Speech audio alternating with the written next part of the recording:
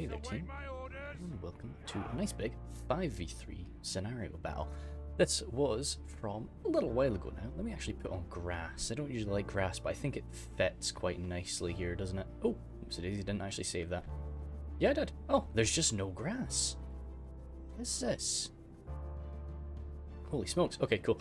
We'll stay at 1x speed because it is 32,000 frames, but as you can see, there is a lot of movement, especially for me. We are all Arthedain. As sort of the thinking behind this one is we have these 5 Arthedain lords, or 5 Arthedain warriors, sent to go and rout out some bandit mercenary encampment that has been attacking poor, humble traders and merchants for some time. So no, we're squashing that. So we have our Evendom archers out front, behind them some Evendom spears, max armor upgraded Evendom spears. Arthedain men-at-arms, again, max armor upgrades for them, and Arthedain pikes, some dismounted Fornost Erin knights with some actual Fornost Erin defenders. These guys are still available in scenario battles, but they are not available in the general play. I've never actually looked at their spear. That spearhead is quite cool, really. Yeah, it would be the same model. Yeah, okay, dope. Anyway, and then some Fornost Erin defenders on the right and left as well. No cavalry for myself, which is not too bad. I don't really like cav in a siege too much. And we'll have a look at the hill later, but it'll be a bit tricky. So I like to form up nicely when I'm going to be going on a walk. Oh, Dunland Trollslayer's hiding there too. And I've got some knights, dismounted knights of Innuminous somewhere. That's my general. Anyway, to my right, I have Anarius. He's got quite a similar army. I'm just going to call out anything different. He does have rangers. I don't have those. And Warrens of the North. Don't actually think I have them either. Goodness me, I was poor boy in this battle. Froggy over here, again, quite a similar force. Fornost Erin defenders, pikes, and he does have the Gate Guards of Innuminous though, so we all have something a little bit nice, a little bit special it seems. We do have a cavalry unit by Stalis. He's got his Dunedain scouts, just to watch out for him as he advances. Anything else that's fancy? I don't think so. Oh no, sneezing coming. Surely not. Surely not. No, good, it's going away. Last attacker is Bogdan. So, with a nice little line, quite similar to mine, but looks of things. Defenders. Marksman. Oh, he's the Arthedain marksman, eh? Some decent little archers there. But the Evendom archers have got a shield value, so they're quite decent in that little skirmish engagement. But with that armor upgrade, the Arthedain marksmen are definitely better, and also more damage from their arrows anyway. Oh, we're going to 2x speed. I kind of expected that to go a little bit faster. But still, I'll probably be at 2x speed after I go through all the defenders units anyway, because we do, as I say, have that long shuffle around. We really want to attack every avenue of this this mountain. Well, no, it's a hill. It's quite a nice hill, but it is a hill. There is one avenue here. Actually, saying that, no, there's not. No, that isn't an attack route. Okay, cool. Nice one-way there, two-way there. Then all the way around there, there's a third route. So my aim is to come up all 3 of these entrances. I'm the furthest on the left, and as I really always try to say, attacking from every point you possibly can is you can't go too far wrong as an attacker doing that. There are sometimes problems. If you attack from too many sides, you're going to end up just letting the defender's quality outmatch you because you're not really gathering your numbers well enough. But as you can see, this is definitely a tough job for the defenders. Even if we wanted to with the likes of the Dunedain scouts, we could come all the way around here. Or, no, that's, oh yeah, yep, all the way around here. There's oodles of ways into this hillside. And this can definitely get the defenders in a bit of a tizzy if they're not careful. And also, as I say, it runs the risk of us trying to perhaps spread our forces out a bit too much. The defenders today, I believe, are 2 Dunlands, or, oh no, I think, we've got a Dunland, a Rhudaur, and a Cardolan. So, of course, Cardolan representing the more disciplined sides of these bandits and brigands, the ones that do wear some element of armor. So, Eclipse, the maker of the scenario, is playing on the defense today. He's playing as Dunland with his axe throwers, Dunlanding veterans, and he does have a catapult too. It's going to be a bit of confusion because they are going to be mixing up quite soon. Spears of Arthedain up there, that's where he has his general, keeping him safe. Very good in this. Well, I said in the last battle, I really think, or the last siege anyway, I think Dunland can be a pretty damn powerful siege faction, both on the attack and defense. I think they have a lot of tools to make that work for them. Coming around here, nope, nothing there. I'm seeing the little bit of frame stuttering, so what I'm probably going to do after I get through the army compositions is turn off shadows. There's just quite a lot of, I don't mind the occasional sort of stutter. We'll see if it chills out. Lango is playing as Rhudaur, so the more sort of, I suppose, yeah, wild parts of these bandits. With his Dunman pikes, we're going to have a lot of Dunman pikes, both because Dunland and Rhudaur get access to them. Some Arthedain berserkers there. The issue is most of Lango's forces are going to be hidden, so we're not really going to see too many of them. But you can see on the mini-map where they're generally kicking about. Some Rhudaur marksmen moving along down there. Again, I like them in a siege. Nice little bit of ammunition on them. And I tend not to use the Dunman hunters, as I say. Dunman spears there mixed in with Dunman pikes.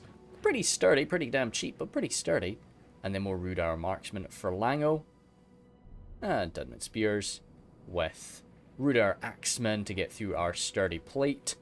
Not relying just on our armor, of course. We do have the blood of the Dunland in us, so we can resist a little bit more than that with our skill. And the last defender is Mr. Sneakman with his Cardolan forces. So he's got his Tharbad Warhammers, of course, either disgraced Tharbad Warhammers or just men that are kitted out with that quality. Goodness me, holy smokes, it is actually going to be really tricky here because everything is hidden. There's so many trees around. This was actually something that was a bit challenging. And it does allow the defenders to kind of defend places with very few troops. We can't actually know how many defenders are in one location until we move up to it. So that's quite tricky. Yeah, well, I'm trying to think here. I'm not feeling too good about the stutters. Is there anything I can do about it here? I could lower the vegetation, but I don't think that's going to really look too nice, is it? Just to give you guys an idea. Does make things a little bit smoother. And does it make a little bit easier to see? That's the question. No. We need the trees. We need the trees looking good. What we'll do is we'll jump out here, and I'll because there's a long walk anyway, so I'll jump back in without shadows just as we're getting the first sign of combat. Oh, that took me about a bit of surprise there. I was so sure that it was going to be Froggy. I was so sure it was going to be Froggy over here attacking from the front that would make first contact, but no, it is Bogdan as he assaults with his Evenham Spears. Oh, actually, no, it was an accident for him. I think he was just advancing quite close, and Mr. Sneakman's mercenary guildsman jumped up. Definitely a nice little unit to have there. With those 8 armor-piercing maces cracking on down, but the likes of the Evenham Spears aren't really as heavily armored as they look, of course. I mean, well, I suppose it's actually quite a nice armor value there. But being spearmen, a lot of that defensive value comes from just their defensive spear. And, the armor piercing can't really do much against that, can it?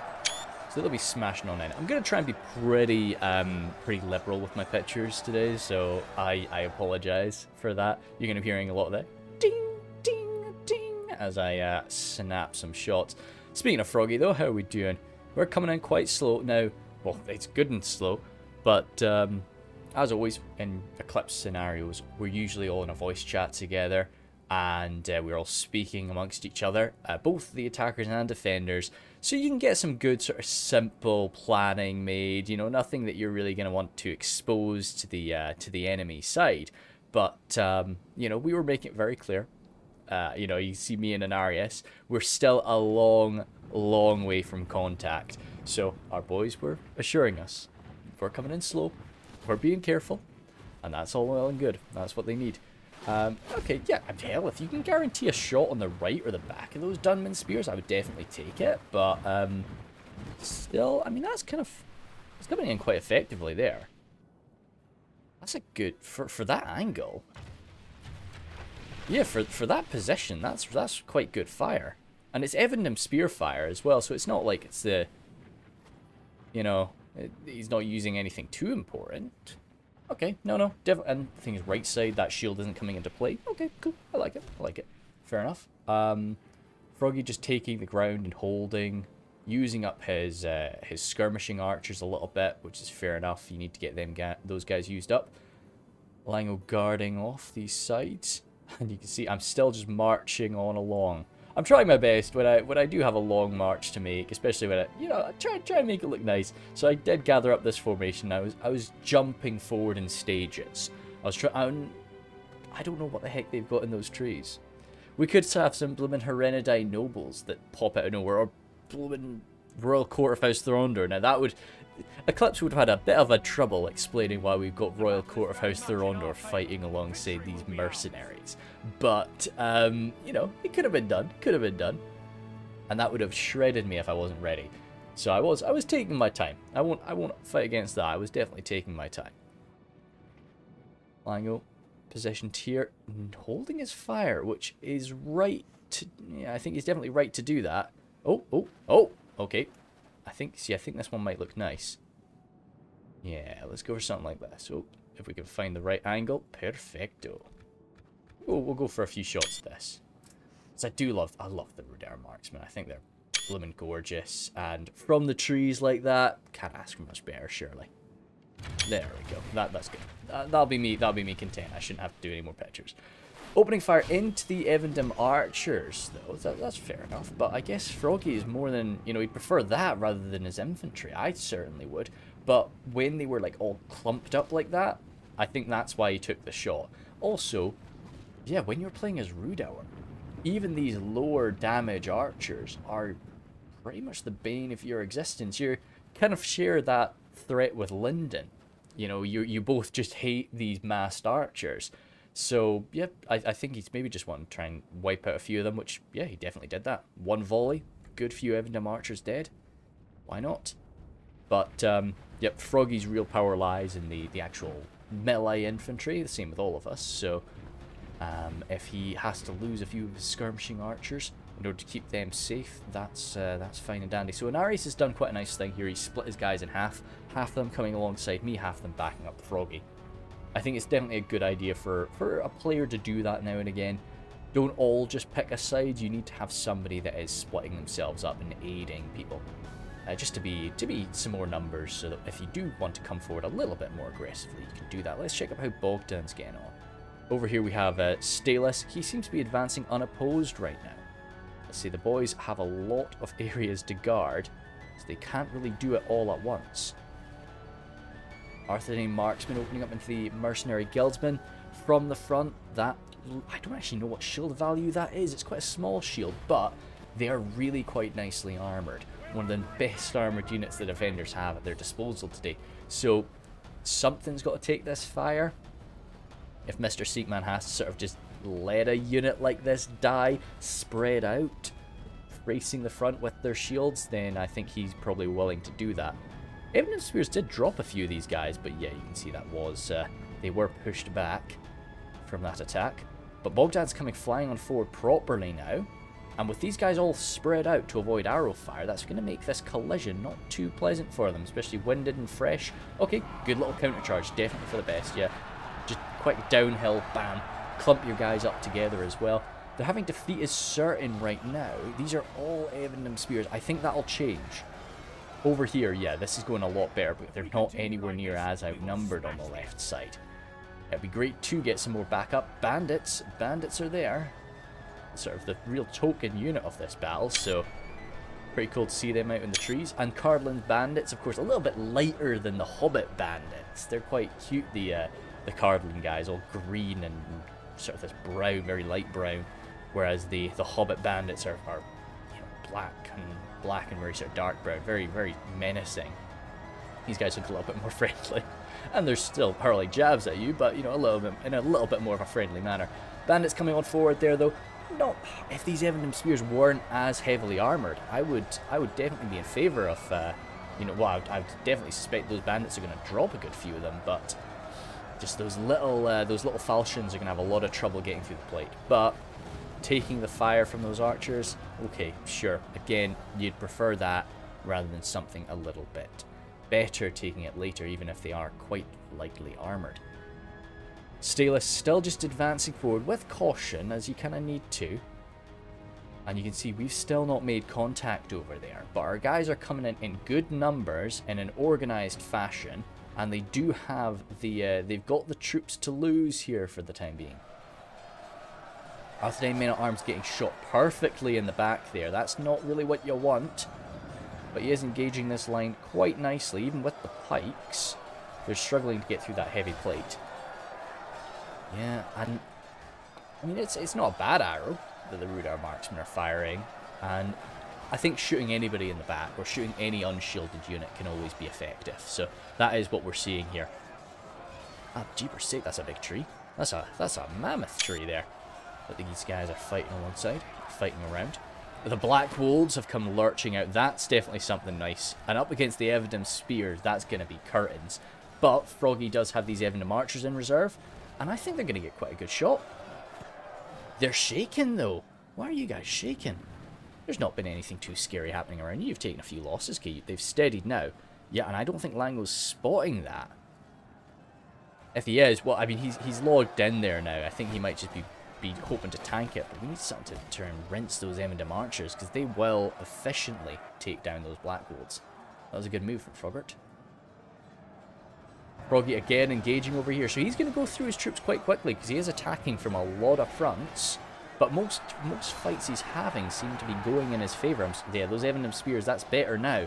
They were actually comfortable with that fight for a minute, but, sorry, the Dunman Spears. But the Evendom Spears mixed in with 4 Austeran Defenders. Holy smokes. How is this? Oh, that's maybe why. We're taking a lot of fire from up top. Actually, I don't think we've fired upon them yet. Dunman Spears, what's your secret here? Of course, they will have experience bonuses. They will have melee advances here. They won't be, you know, the stereotypic Dunman Spears. But still, doing very, very well today. Okay, Lango opening fire. I would just be hammering right into the back of those lines. Perfection. That's exactly what he's doing. Rhudaur Axeman there too. Oh, I like that he's spraying both of them at the same time. When a unit pops up from being hidden, it does provide this sort of morale shock. It's not so much like you're getting stabbed in the back. Nowhere near that strong. But if you can stack that, you know, that's something that you see in campaigns a few times. People are just able to get an AI unit to walk into the middle, and then boop, boop, boop. 3 units pop up from hiding around them, and they run before they've even made contact. And it's just like, ah. So that's a bit of a shocker for these boys, no doubt. And yeah, mixing that up. Froggy's good. This is Inarius backing him up a little bit too, allowing Froggy to take a few more losses here. Oh, goodness me, these poor Evendom Spears having to be clumped up like that in order to pull off these good shots up against the likes of the Black Wolves is allowing them to just, well, is causing them to just be killed in droves here. But, again, nice little skirmish archer. Somebody's got to take a beating here, and I think Froggy is just volunteering himself for it. And if that means that Staelus can advance forward, oh dear, through the you know, clearings that he's created. We do have the Minotaur Roman Guardians, again, one of the sort of more fine mercenary units that the Bandits have been able to call upon here. They've been here for quite some time. They've amassed quite a wealth. So they do have some good equipment to use. And being halberds in the fight like that, absolute brutality. This is definitely the type of fight you'd want a halberd. It's quite a nice fight for a pike. It's not too slanted, but you know, you're seeing a bit of a difference there. And the lumberman, nice little unit be cracking in there too. But once again, the Arthedain force is relying on our spears and not simply on our armor alone. So we do have a nice bit of defensive skill. Coming on over here, Mr. Sneakman, because he's fighting on the other side, and Bogdan's really coming in hard here. He's having to rally. Oh, okay, that was only 12 mercenary guildsmen. I was a bit scared about that. bandits over there. And again, mercenary guildsmen, they will have received some experience bonuses, so that really low morale that usually gets them running immediately is not going to be as threatening to them. Bandits actually pulling back there. Okay, no, just repositioning, that's fine. But I think Mr. Seatman knows that he is going to get blasted through here. He's just trying to do as much damage to Bogdan as he possibly can. Gwathlo trackers there. Really nice damage on them, as long as they, you know, well, they're very fragile though. But good damage for the price of the unit. Goodness me, I'll zoom in a little bit. Why didn't I do that? Yeah. It's going to be tricky to keep tabs on all of the little combats. I think I've got a hold of where the fighting is right now.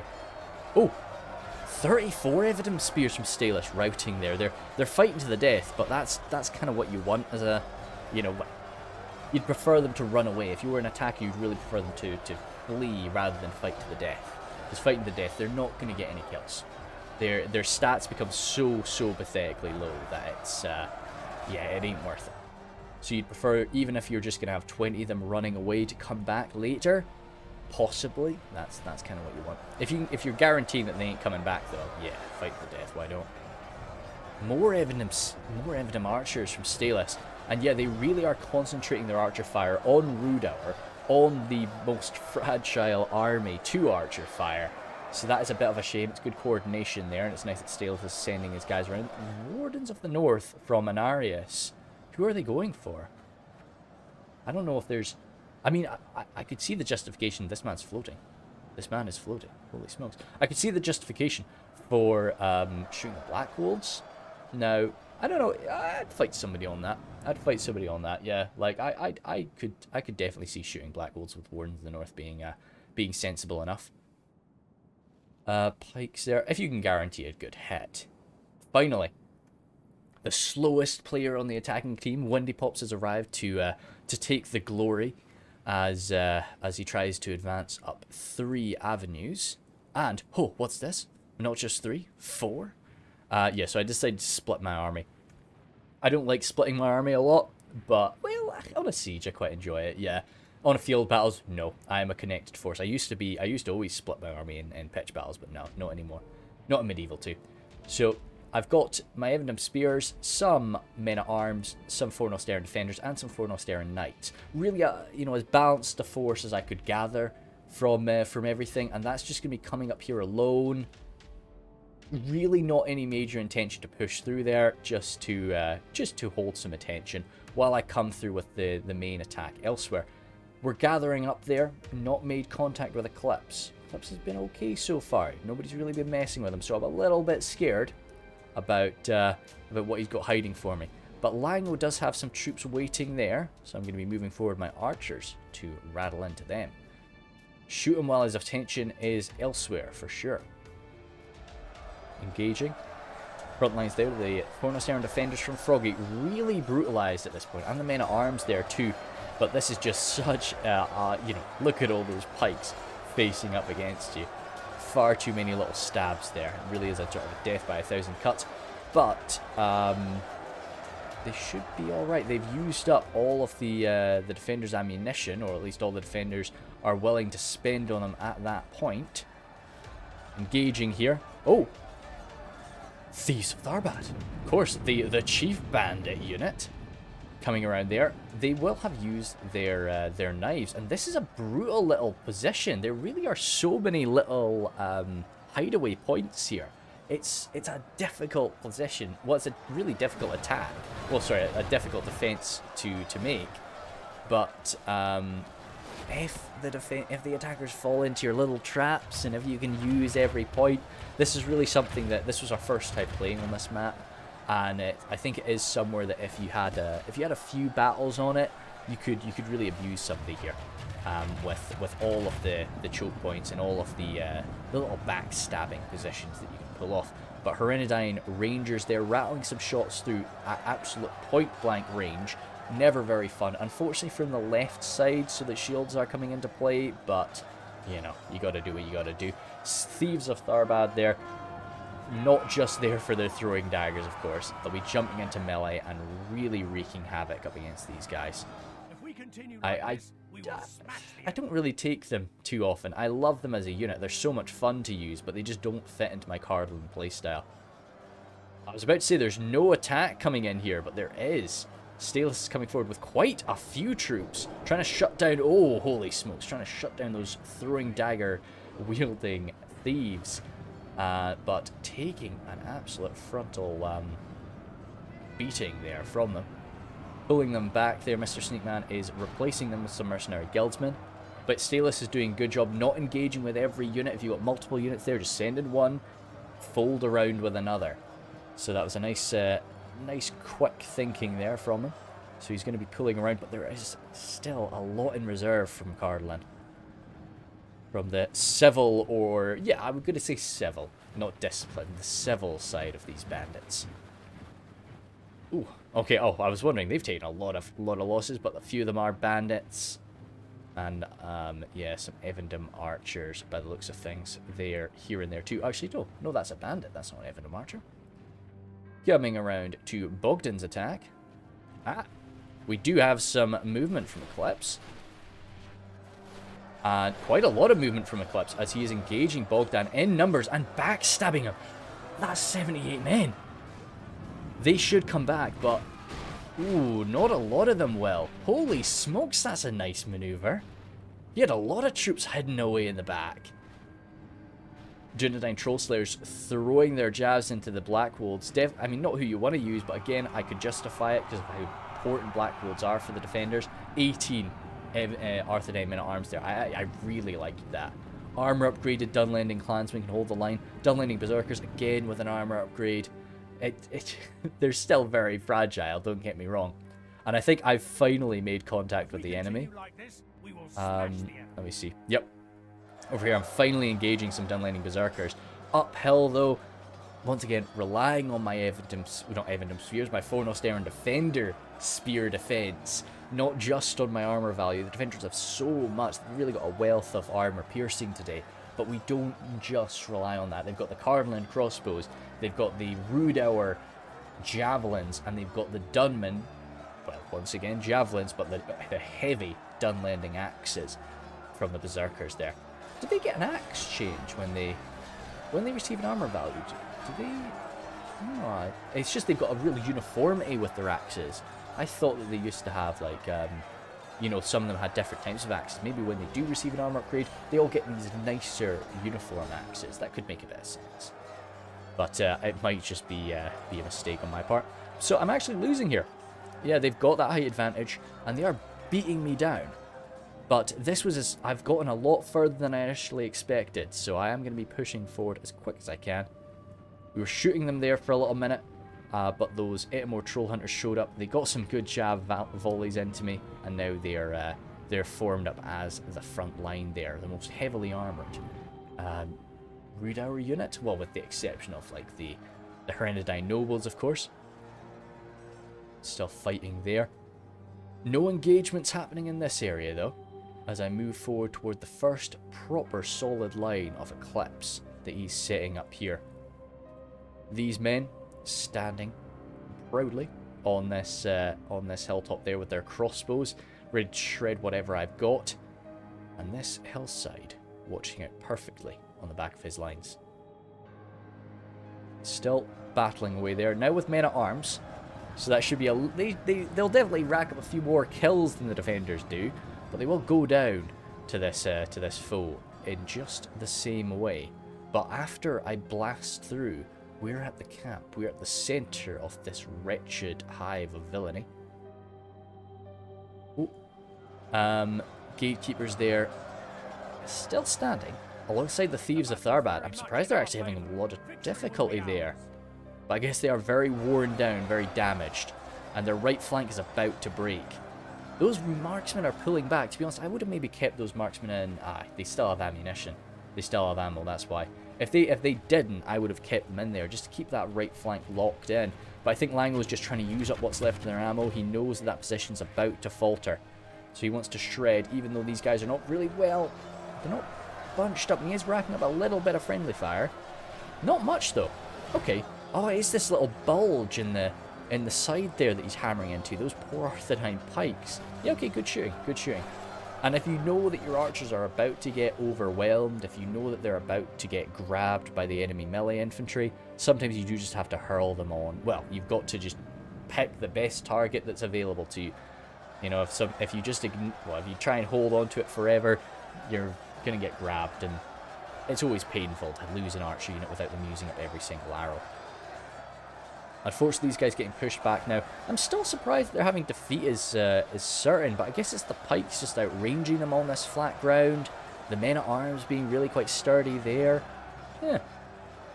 Momentarily, Staelus is going to get around behind them and start backstabbing them, and that's going to be it over, but still, interesting. Heaven of Spheres pulling back. A good solid engagement now across Mr. Sneakman's lines. He's not really gotten Staelus bottled up anywhere, so they really are just flooding through and having a long front line. But the issue with that is we're relying on the likes of our Arthedain marksmen to hold positions, and they're wavering. They were wavering for a second. If they break, then the lumbermen can push around. They can start getting into the back line. These Thieves of Tharbad are already behind the lines, and a few of the Tharbad Warhammers are pushing around. Yeah, okay, those marksmen are surely going to break. And if they break, the men to their right might break. We really could be one mass rout away from Staelus's lines faltering. But Bogdan's on his flank, helping him out, providing a little bit of arrow fire to Arthedain marksman. Gwathlo trackers there once again with this sort of backstab attack, opening up into the likes of the pikes, the likes of everybody, and it's that right side that is going to be very damaging. Now, it's quite funny that the archers are so close to each other, and yet they're shooting at the infantry, which I think is definitely right here. You know, Mr. Sneakman could just rack up a glorious kill count by turning left and opening up on those Arthedain marksmen. What I'm surprised that Bogdan isn't, though. I definitely understand why Cardolan's not. If I was Bogdan, I'd probably just turn around and shred them, because you can do so in just a few volleys. Few point-blank volleys, and that is going to save a lot of your men's lives. But I guess he's just thinking, like, if I break through the melee line, that's it, and then I can just grab them, rather than trying to just limit the damage. The clip's getting overwhelmed here by Bogdan. Got a lot of troops all facing against me. These dismounted Fornostera Knights are through. I think they're going to come and give a backstab to help out their brothers there. But is that going to allow Eclipse's Black Wolves to get in? Oh, goodness me, those Dunland Troll Slayers taking an arrow volley. Throwers, oh god, no. That is the... Oh, that would be horrific. Don't let that happen. Oh, they might be out of ammo. Fingers crossed they are. Black Wolves there running on in. There really seems to be Eclipse just trying to pull some men further and further back to the main lines, or to the final defensive line. As I engage the forces that he's left behind here. These axe throwers have hurtled a lot into me. I've just hit that lost half of my men, so how full my army was moments ago shows how many troops I've just lost to Eclipse here in various places. We've just taken out one of them to half of their men. Some Rhudaur axemen, not quite the Dunlanding berserkers that we were facing off previously, but still quite difficult to face. And I've got a lot of I've got a lot of arrows to spend, and this is a perfect little shot straight into the front of those Rhudaur axemen. So I am most certainly taking it. Over on this part of the battlefield, once again I've been getting punished by throwing weapons, fighting up against Rhudaur. I like how much of a mixture this has been. It's not really been a case of just one guy is defending one area and you're getting like various 1v1s or maybe 2v1s. The defenders are really mixing up, and I think the attackers are really mixing it up too. There's only really, a few of us that have only fought one other player. Dismounted Knights off... Well, dismounted Fornostera Knights there. Slicing in through the Rhudaur marksmen. Arthedain Berserkers pulling on back. They were ripping me apart there, but I think I've got some shooters coming in. I don't, actually. I think he just wants to pull them on back before he's backstabbed, as Froggy comes to my aid. Pushing in through here. Yeah, this is Froggy. Oh, some Inarius there too. Some Rhudaur marksmen trying to hold the attack back long enough for the Berserkers to get away, but I don't think... The Berserkers might not even try to get away. No, they definitely are. Fraudrum jabs, still with those jabs in hand. Arthedain Rangers pulling on back. Out of ammunition, but still Rangers. Good little bit of defensive skill and good sort of melee attack there. I think that's something that's going to be getting buffed in them once they lose their body piercing. They're going to be, you know, I really quite like that. I like the idea of a ranger being somebody that he certainly can look after himself. Out there searching in the wilds, he has to be able to watch out for himself in melee, and he can rack up a decent few kills after he uses up his ammunition. Trollshot Axe Thrower's getting wiped out there now. That's another one of the defenders down to half of their forces. I do not get, the announcer doesn't let me know when my allies are down to half of their forces. Dismounted Fornosteran Knights again engaging these Guardians, or Gatekeepers as they now are, and they have been for well over a year, Ryan. But, oh goodness. What the hell? What even broke you guys? It's 161 archers, just... There was nothing around. Maybe they broke over there and they've just been running back and forth. I do not understand it. But that's a bit of a loss there. Those fodder units could have tied somebody up for a long time. As Bogdan's oh, he's getting a bit too cocky there. Bogdan was really trying to push in deep. And he's used up a lot of the Dunland Bandit's ammunition. Of course, this is the darker Bandit model, which does look a little bit more fearsome. But I do like the lighter one for Cardolan. It does sort of match them quite nicely, I think. Pulling back there. A lot of Mr. Sneakman's boys doing so, but... Okay, no. Guathlo Trackers 2. This position does seem to be getting surrendered. Because, you know, for how bold that push was, it did prove Bogdan he did get around it, and if he got around it with that, something else is going to get around it pretty soon too. Guathlo Trackers there, pulling on around here. Some routing forces, I suspect, around this area. Yeah, no, I was just checking if Bogdan was doing... Oh, he does have something pretty tasty. And I think maybe he's running around to give me some aid as we continue to break down this line. Taking some absolute point-blank shots from those... Spears of Orthanc, as they've been shredding my Evendom archers and my front line of Evendom spears. And still those Black Bolts taking a long time to battle through. Nope, I've had it. I'm coming forward in a much greater number, and I can push through this gap to start getting around them. The issue with doing that is I'm going to be exposing my backs to some shots. But I feel a bit more confident because the Spears of Orthanc have been getting pulled back, and that's probably why I did it. I didn't really want to push around behind him, because anything I push around behind him is just going to get shot in the back. Oh, Stalus has got it in there with our cavalry, shooting the Black Wolves right where they feel the safest.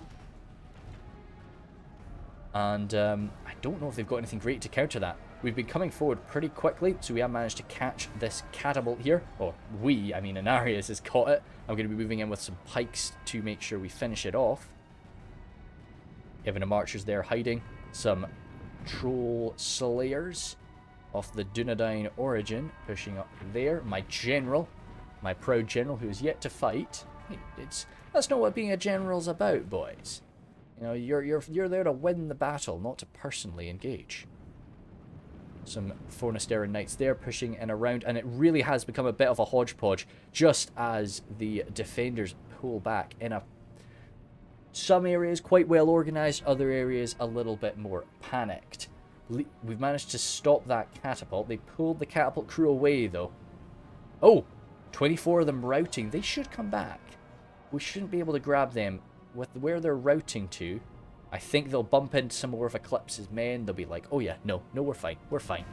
We're sensible enough to turn around rather than get grabbed. There are some of the few orcish men, little goblins that the Dunland, or little goblins that the bandits have used to construct and use their siege weaponry, which is fair enough for them. Nice and cheap, you know, as far as I'm aware. Little gobble boys. And if you're not beating them, it's probably, you know, they're more comfortable there than they are around, you know, the bigger orcs. Stabbing away. Yeah, Inari is actually helping me out. They're pushing in deep through that open gap to help me fold it and grab those men of Dunland. Bogdan coming on here, still with some fresh units. That's quite funny. Two units are pushing in so close together, but using different routes. As these Gwathlo trackers and axe throwers run on up forward. Dunland scouts pulling on away. Now that they're out of ammunition, though, they can still be used to cycle charge. They can still be used to great effect. That's the only cavalry unit we have. Our army is tiring. That is me reaching my exhaustion point there. The announcers are warning me. Mr. Stinkman still does have his rangers, but they're about to get backstabbed. He's 75 before contact. Down to 61. That's a big move. That's quite a big hit. But surely they're getting grabbed. They're not going to get out of that. Oh no, they are. They are going to pull it right on through. I think they might even get another charge. Surely they're going to get grabbed now, though. There's no way out. Oh, they are very slippery. They're shaking. Tharbad Warhammers are scary as hell. They're going to lose a few more, but I think they're going to make it. And because we've tried to, well, because the defenders have tried to grab those cavaliers, that's allowed Bogdan, that's allowed Stalis to get a little bit closer with their infantry, to hopefully grab these elite Tharbad Warhammers and kill them off before they can really sort of group up with anything greater and, you know, encourage the Cardolan lines, or the Bandit lines, we should say. So it's a nice little camp in the forest here. You know, we could use this as a little retreat after. Yeah, pretty good. Yeah, just have a nice little campfire there. Got somewhere for raids. It's gorgeous, gorgeous. Rodram Javs moving on over and have an absolutely gorgeous shot over us. Holding the line there against our swarms of Evendom archers. Mixed in with a few of these dismounted knights of the Forest Errant. Yeah, because I keep trying to say dismounted knights of Anuminus, and I say dismounted knights off. It's like, oh no, they're Fornost Errant, or dismounted knights. Oh god, dismounted Fornost Errant knights. There we go. Jeezy peeps. Pushing on up here though. Engaging with the likes of the bandits. Defenders really trying to use up every javelin, every arrow they have. It is really their best hope of success here. Bogdan engaging the Gwathlo trackers. And yeah, you can see the Gwathlo trackers, if they can just use up their ammo, they can brutalize something like this. And now advancing forward with the likes of the Dunedain Rangers for Inarius, a lot less armoured than the Arthedain Men-at-Arms and the dismounted Fornost Errant Knights. So they're going to be going down a lot faster than anything else. But I think he's... Oh no. No, he's getting ready to shoot them. Oh, the catapult crew unfortunately didn't return from routing. So they're going to get sliced up by Inarius. Even if these guys do end up getting shot to pieces moments after, they made a brave sacrifice. Bogdan does have a few other guys that have come back from routing. And I'm coming on in with... yeah, okay, no, that's Inarius there. Ooh. Wait. Oh, that was the Cardolan general. I was like, no, that's a man of Arthedain. Why is the announcer saying no? So that's fine and dandy. But no, we're pushing on forward there, trying to hopefully give Bogdan a little bit more rigidity on the front line there. An Uruk-hai slain by a ranger, just as they're pulling back. Continuing on here, pikes on this flat ground. They don't really have too much to counter. Oh. No, they do have a great position there, and those Spears of Orthanc, I think these are the Spears of Orthanc that caused me so much damage earlier. They've got a perfect little shot into me. Some Rangers there coming into the front lines. Ah, one of my Troll Slayers. How you doing, man? Okay, no, he's gonna keep chasing? Yeah, he's gonna keep chasing, why not? Like, where's the rest of your unit, buddy? I don't know. I think the rest of them are down here, to be honest. Yeah, that's them. Goodness me. Tried to pull them back, and I think I did actually keep them safe behind the Fornost Errant defenders. Yeah, luckily. Holy smokes. The likes of the Troll Slayers would get brutalized by those throwing axes, but those Fornost Errant defenders are just about the best unit I can have. Oh, and it's Inarius taking the beating for me too, so I really do appreciate that. And he just keep hurling on in. I think, yeah, the Troll Slayers are the target. And now that I should have stayed there for a little bit longer until they were done. I got lucky to lose as few of them as I did. Inarius shooting on in. As Froggy, once again, me fighting alongside Froggy. We were very far away from each other at the start of this battle, but we're mixing up, as everybody has been doing here. 22 of these Cavaliers left to keep causing damage. Gwathlo trackers there, running. Tharbad Warhammers fighting to the death. That's a shame. Very powerful unit to be lost in such a way, and still with 16 men left. At least 16 at the time of the rout. Battlefield trackers opening up. Dropping a few of them. A few of my men here. No need to hide, yet we'll just shunt on forward to try and engage them here. Everything here is heavily armoured with a shield, so I'm not too worried about taking this fire as I charge on in. I will lose a few of them though, yeah, as you can see. One bandit from Eclipse trying to run past me. Oh, no, quick little stab for the road, but I don't want to let him slow me down. We gotta stop this. Okay, that is one of Eclipse's units out of ammo, and the other one out of ammo. Okay, so he did manage to use everything up. But now that we've properly engaged them in melee, with some dedicated melee units, even though some of them are somewhat militia tier, we will we'll eradicate this. Bogdan coming in to finish them off. Letting my shielded units take the beating from their arrow fire, and then coming on in. But Fraudrum Jav's positioning now from Lango to continue to do some more damage. Spears of Orthanc coming on in there. Ah, that's what I sent. I sent my Troll Slayers around to go and try and rinse those Spears of Orthanc. Heavily armoured. Yes, they do have that spear that keeps them safe, but the main rigidity of the Spears of Orthanc and the Guards of Orthanc is really just that perfect armour value that they have. So if we can crush through them with our sturdy axes, that'll be very, very useful. Trollstraw Axe Thrower is taking an absolute shredding from an Arius' fire. Very useful for me. I think I don't have anything left really in reserve. I've got these troops moving on in, but I've got no pure reserves. My Knights of Innuminus are coming on forward to engage the Arthedain Berserkers there. Again, Stalis just using this cavalry unit to shred them in the back. I think, yep, that is one of the defenders breaking there. And I think everything else will fall shortly, as Stalis is really claiming the centre. And we're breaking through what's left here. So we've got about 2,000 frames. Where's a nice place to just sort of sit and watch the end of the battle? I think here is pretty good. So yeah, this of course maybe should.